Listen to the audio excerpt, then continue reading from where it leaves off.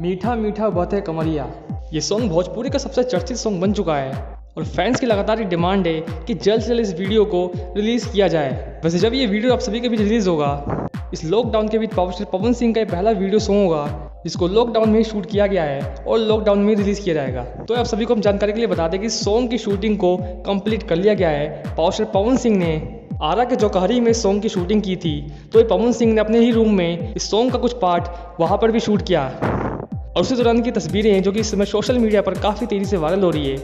और जैसे कि आप सभी तस्वीरों में देख सकते हैं, यूट्यूब पर इसका MP3 वर्जन धूम मचा रहा है और मात्र 1 वीक में इस सॉन्ग ने 75 लाख का व्यू अचीव कर लिया है, यानी 75 लाख एक हफ्ते में।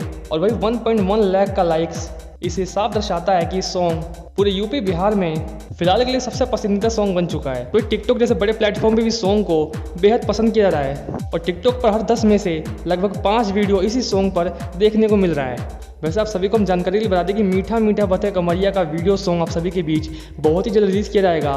फिलहाल एडिटिंग और मिक्सिंग काम चल रहा है और एक अनुमानित रिपोर्ट के मुताबिक आप सभी को हम बता दें कि सॉन्ग के वीडियो को अगले 2 से 3 दिन में आप सभी के बीच रिलीज़ किया जाएगा।